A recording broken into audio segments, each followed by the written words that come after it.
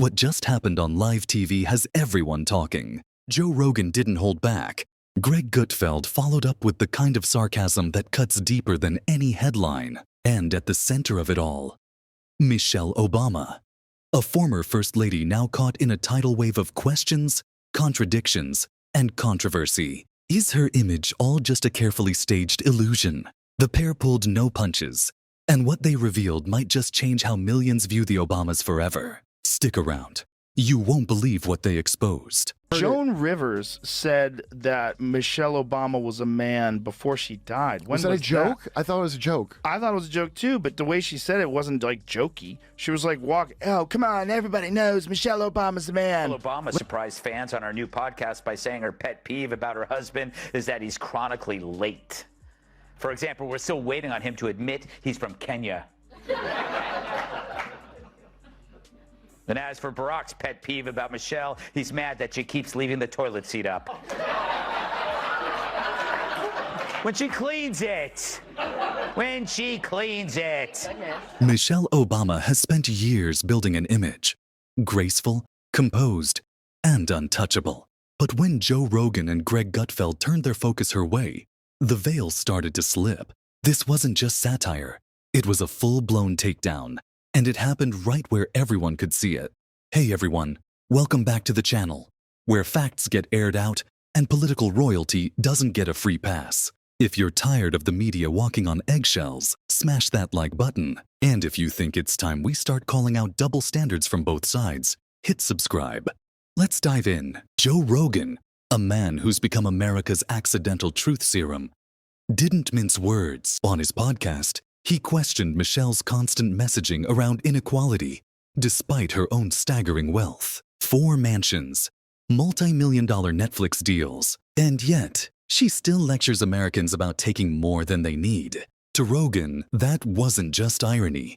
That was hypocrisy. And he said it out loud. Joe Rogan is calling out Oprah and Michelle Obama for hypocritical speeches at the DNC. Watch. She's up there talking about income inequality. Like, hey, lady. Yeah, I know. You're rich as like, how is that equal? And also, when Michelle Obama was saying, you know, I think she was saying her mother or grandmother was always suspicious of people who took more than they needed. Yes. Like, you are worth so much money. Take more than they need. The Obamas have 4 mansions. I mean, it's a bunch of rich people talking about rich people. Then came Greg Gutfeld, Fox News' sharp-tongued late-night warrior, who couldn't help but laugh at Michelle's school lunch campaign. He joked that kale and quinoa weren't a health revolution. They were a flavorless punishment. And let's be honest, was anyone actually begging for Tofu Tuesdays in the cafeteria? So, President dies, everyone in the world shows up, and she doesn't break her vacation? It's not like she doesn't have access to a jet. Something is going on. Let's speculate. Yes, please. It's either surgery. Oh. That was my least controversial thing. Depends what kind of surgery. She will not sit close to the dictator. And by that, I don't mean Hillary, I mean Donald Trump. Or there's trouble in paradise between Barack and Michelle. I've heard things. I'm not going to substantiate that by repeating these rumors on national TV like I just did. But I'm just saying it's very odd that she's not there. Yeah, we should ask Mike, a buddy of mine in the green room. Emmanuel. Mike Emmanuel. Yes, Great Mike reporter. Emmanuel. He's on top of things all the time. Sometimes we have to pull him off these things. A little overexcited there, Mike. Okay, ahead. Woke comedians suddenly find their funny bone after 4 years of cowardice. But the real twist came when they started asking the questions no one else would. Why has Michelle's brand become so untouchable? Why is every criticism instantly labeled off limits? And why does the media treat her wardrobe like it's national news? A belt becomes a symbol of strength. A cardigan sparks a think piece. Or the first woman We already president. have it with Obama, so let's just calm down. Got it. You know Michelle is a I'm sorry, she's a what? a transgender. We all know. Oh my gosh. That's pretty funny how she said it. Okay, we all know it. So Meanwhile, millions of Americans are just trying to afford groceries and wondering why their concerns never make it into those speeches. Let's not forget the biggest moment, when Rogan and Gutfeld brought up the rumors, the contradictions, and the controversies, they weren't doing it to score cheap points. They were doing it to peel back the packaging. Michelle Obama has openly admitted that she and Barack sleep in separate bedrooms. Here's how it works. She sleeps downstairs, and he likes men. Michelle Obama has built an empire on empowerment. But what happens when that empowerment feels more like marketing than message? Is it still inspiration, or is it manipulation? Drop a comment below. We want to know what you think. But it wasn't just the messaging they questioned. It was the strategy. Just good to see everybody having a good time. The country's almost back to normal before World War III. COVID was just so strange. We lost a lot of people during COVID, and most of them are still alive. Yeah. Before COVID, I would have told you that vaccines are the most important invention in human history. After COVID, I'm like, I don't think we went to the moon. I think Michelle Obama's got a dick. I think Pizzagate is real.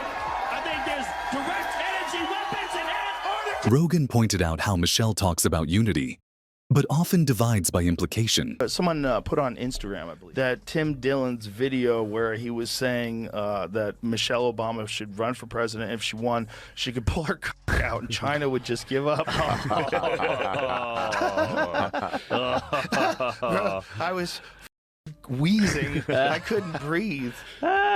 Big Mike. Gutfeld joked that her motivational speeches sound like TED Talks run through a Whole Foods filter. Expensive, vague, and oddly smug. And here's the thing, they're not wrong. When someone says, go high, but keep stepping on middle America on the way up, people notice. Michelle thinks American men suck. Let me warn you, your rage does not exist in a vacuum.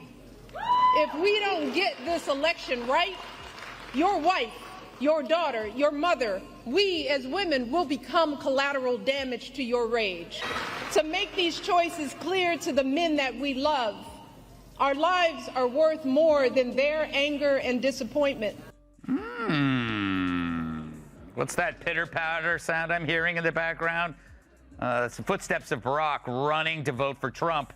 And what about those persistent rumors of a political comeback? There's buzz about Michelle running for president. But is that even what the country wants? So, Kat, they know that they're having a hard time with men. Right. Doesn't seem like this is the right strategy. No. She basically says that they're hurting women by voting for Trump. But I think they don't understand that where it comes from in the first place is that people are sick of being told how bad they are and talked down to, and you know, the condescension doesn't work. None of what they're doing really works. I mean, use the Walls AOC live stream of them playing Madden together was supposed to be to get like dudes who like football on their side, and they did it during football. Rumors continue to escalate for the Obamas. Hopefully they can settle it like men.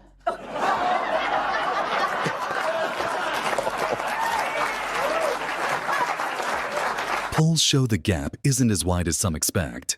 And now that more voices are speaking up, even comedians, even podcasters, the myth of inevitability is starting to crack.